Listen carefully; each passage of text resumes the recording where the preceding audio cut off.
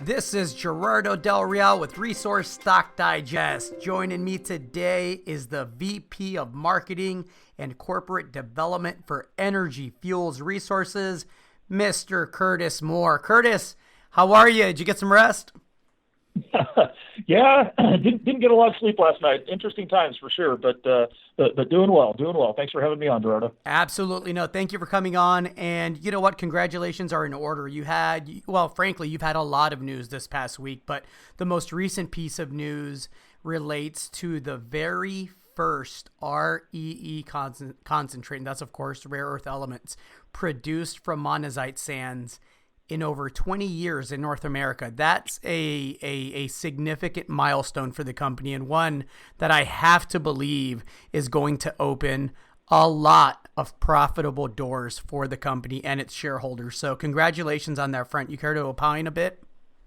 Yeah. Thank you. We were ecstatic when this happened. And again, this is not a lab scale test. This is a pilot scale test on 1 metric ton of monazite sands that we acquired from a North American source. I can't say where it came from, but it's a North American source. We do have another 3 metric tons that we're going to be doing more pilot scale testing on this. But the material that we produced was it was clean. It had the uranium and all the radionuclides removed from it. And so right now we believe that what we produced this weekend would be ready for separation. It would actually meet the specifications of a rare earth separation facility. So yes, we were over the moon this past weekend. And you're right. This does, I think, present some good opportunities for energy fuels in the rare element space, just because these monazites are some of the highest value rare earth minerals really in the world. A lot of people know about these as a good source of rare earths. And so I think that with further success, which we think we're having, we might kind of rise to the top as one of the key players in the U.S. rare earth industry. So we're super excited for sure. The news release makes mention of negotiations with various parties, right, to potentially process on a commercial scale at the mill. Can you provide a bit of context as to how big a scale, how much can you scale out with the current infrastructure? And are there discussions about adding, infrastructure to further monetize the potential here? We haven't talked about publicly what scale that we're talking about here. And it's, and we did discuss that there's a potential that we'll be entering commercial production of a rare earth concentrate in early 2021, which again would be, spectacular progress. I mean, I think a lot of people have been under the impression that it's going to take years and years and permitting and development costs and all that to try to reestablish a rare earth supply chain in the United States. And we're showing that it can actually be done right now with existing sources of rare earth feed, with existing infrastructure like the White Mesa Mill. The United States does need, if we want to reestablish a full, rare earth supply chain, we do need to build separation in the United States, metals and alloy making, magnet making, some of those other high value downstream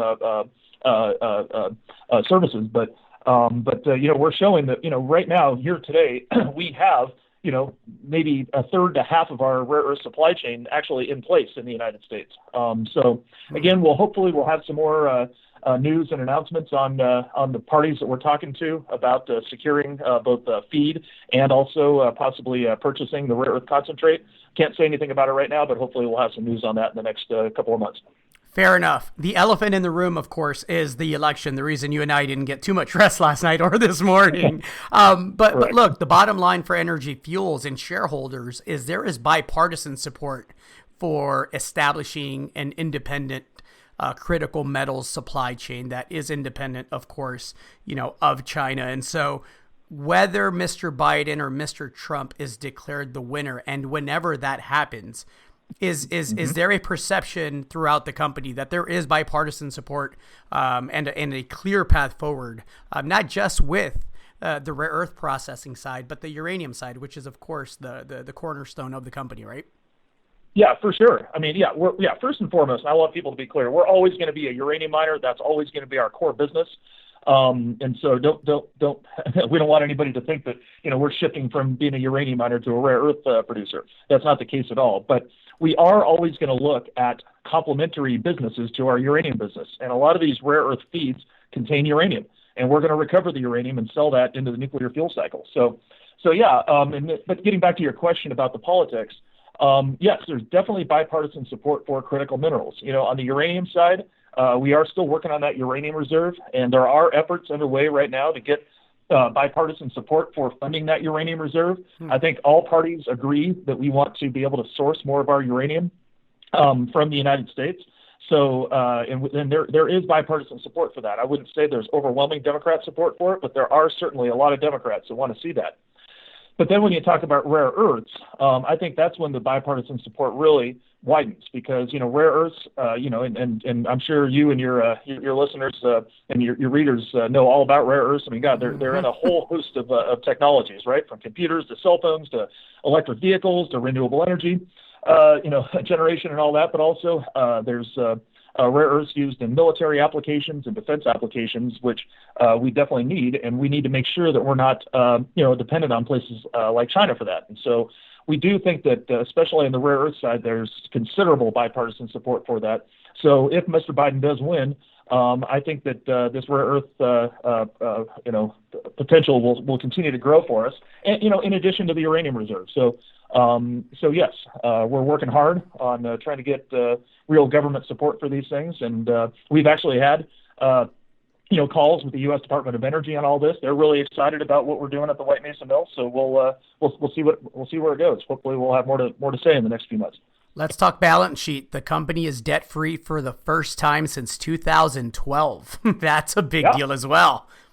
It is. Like you said, we've had a lot of really positive news, we think, that really differentiates us from our peers out there.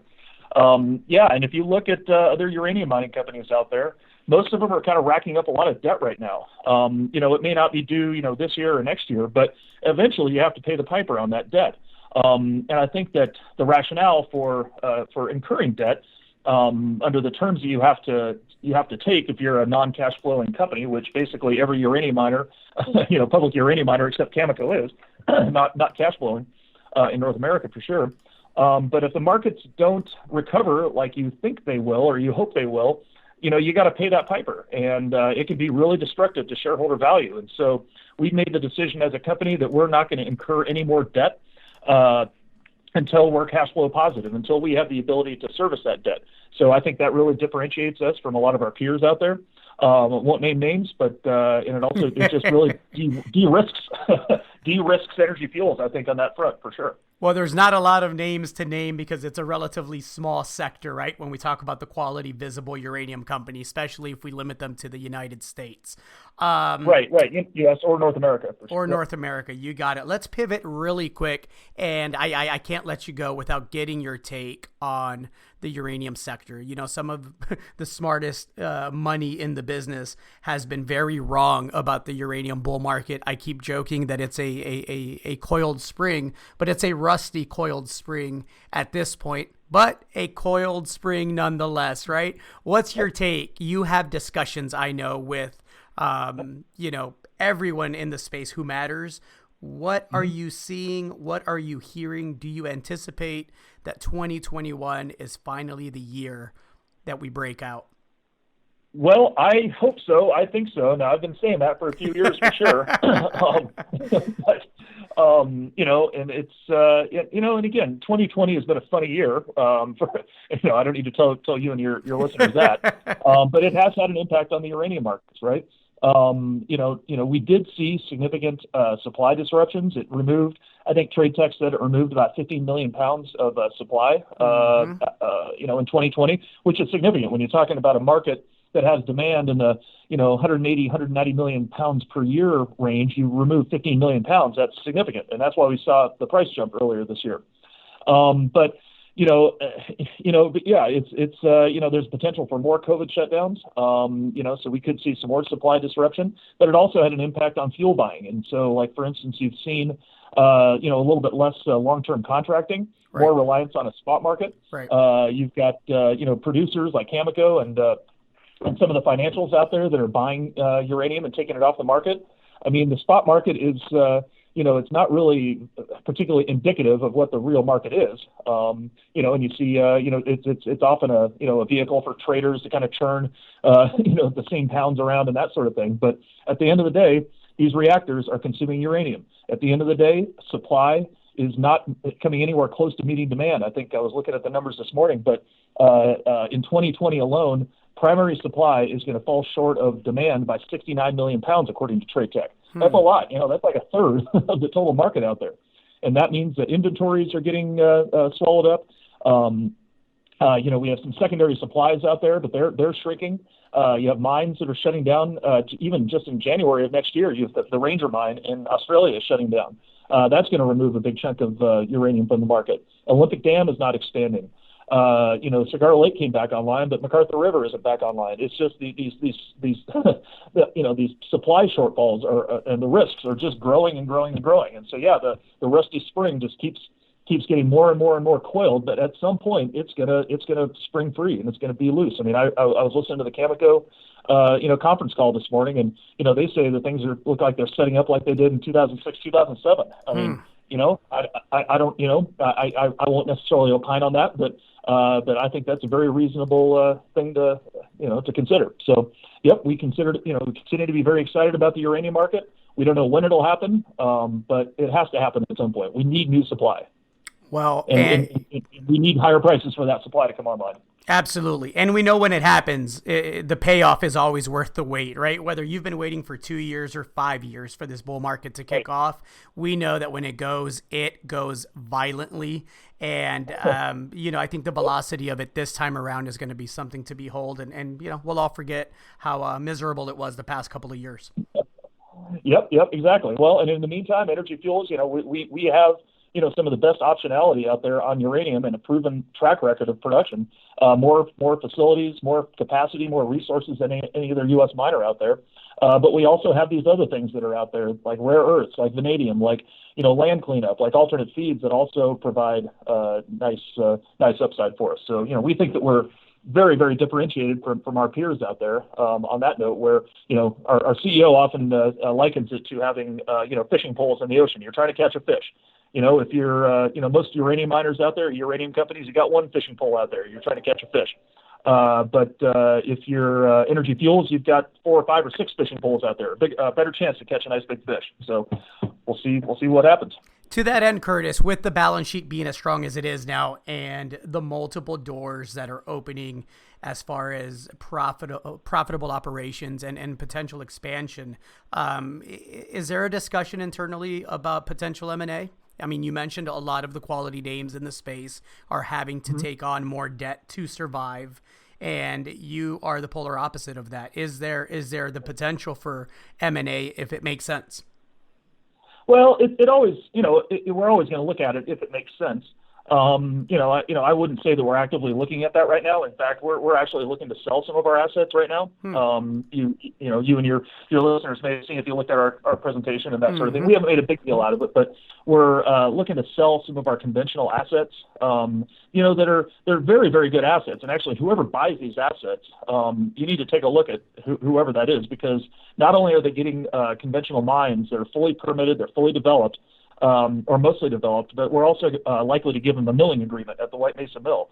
So, if the price does come back like we think it should, that company, whoever it is going to be one of the prime beneficiaries, because they're actually going to be able to get into production. If the price, springs back, there's going to be a lot of companies out there that have been talking a big game for a long time, but they're going to be scrambling for permits and people and trying to build their facility and all that kind of stuff. And, they may miss the wave. But, companies like Energy Fuels and people that are proven producers, and like whatever company acquires these assets, they're going to actually be able to go in there and start mining and start monetizing that stuff. So we'll see. I mean, we haven't, made any decisions right now. A few companies are in due diligence on this stuff. But we'll see. And we in Energy Fuels, we'd like to keep a position in whatever company that is and participate in that upside ourselves. And the way I understand it, Curtis, you're in discussions with several parties, correct? Yes. How would you gauge the interest level once you publicly started to shop these assets? Was it mild? Was it tepid? Or did you see an eagerness by quality players in the space wanting more exposure? Well, I wouldn't say that we had everybody in the industry jumping at it, but we had more than one or two parties interested. So I wouldn't say it was weak or super strong, but we're happy with the response, and so we're hopeful that a deal gets done. Excellent. Curtis, thank you as always for the thorough update. Anything else that you'd like to add? I know you have a webinar that you'll be conducting later on today. We'll make sure to put a link up.